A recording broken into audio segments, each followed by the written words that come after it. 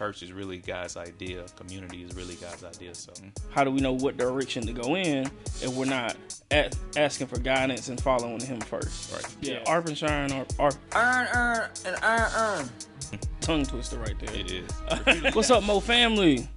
Mr. Sean here with this week's Momentum Moment here on behalf of the good people here at Momentum Church, where you can be found at 101 Creola Lane here in Creola, Alabama. I'm with none other than the man himself, What's up, y'all? Pastor Jay. How you doing today, bro? Good. How about you? I'm good, man. Yeah. I'm good. You know, a little cold, but Yeah, that too. yeah, But look. hey, I'm thankful for this weather. I'm It's gonna say, look, amazing.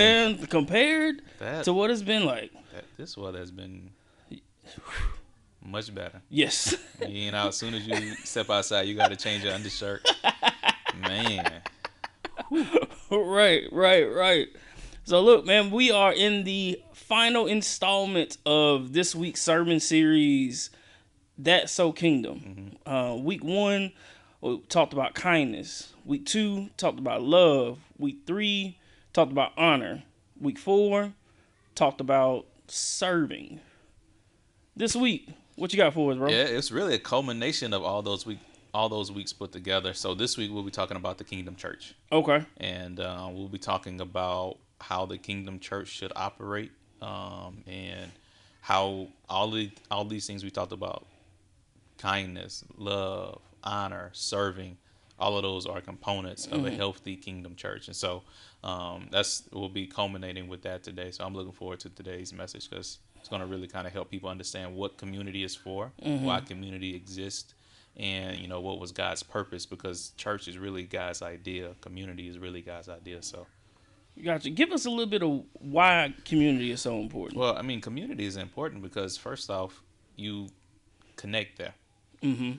God made us as relational beings. It says in Genesis chapter 2, verse 18, it's not good for man to be alone. Now, he just wasn't talking about romantic relationships right there. Yeah. He was talking about relationships, period. And so we need those relationships to help us to be better people, because we can't grow in isolation. Right. Like, we can't grow in an echo chamber, because eventually we'll get real arrogant, we get real prideful. So when we come and present ourselves and become a part of a community, we connect to those people. We should connect to those people. Yeah. And those people help us grow. They help us develop the fruit of the Spirit. Yeah, ARP and Shine are Iron. iron sharpens iron. Tongue twister right there. It is. It really is. I said it about 20 times this morning. But when we talked a little bit about that this morning, that piece is so important and is necessary for growth. Yeah. Like, if we're not collaborating and partnering with one another, there's no way that we can really effectively grow. Right. But also that process starts with us partnering with God and the Holy Spirit. Because how do we know how to grow? How do we know what direction to go in if we're not asking for guidance and following Him first? Right. Yeah. So I think that's really important, man. I can't wait to hear you talk about community, the importance of it, and what that looks like, man. Looking forward to it. Yeah, look, I know. So look, you're going to miss him for about a month. Yep. He's going on his sabbatical. Second one. Gotta rest. Hey, you got to. Gotta rest. You got to, man. So when you go on your sabbaticals, when you take that time off, what do you do during that time? Yeah, so really, honestly, in that time, it's a lot of preparation for what's to come. And so I've started doing it kind of to rest, so that I can be refreshed. So I won't be running on fumes, because I believe a pastor shouldn't be running on fumes. We should be running on full. The lowest we should get is half a tank. And so that means, when we get to the half a tank mark, we need to kind of refill and do what we need to do. So in these months that I take off, so like in September, it's going to be more so of planning for 2026. And so, of course, I'm not ministering, but I still am allowing Holy Spirit to minister to me about what we need as the people in 2026. And so God has already started giving me ideas for sermon series for 2026, but in September, that's when I am really able to kind of sit down and, listen to the Holy Spirit, take a rest, and just allow Him to kind of refresh me and say, hey, this is the direction that I want Momentum to go in the next year. So yeah, that's what happens in those months. So Hey,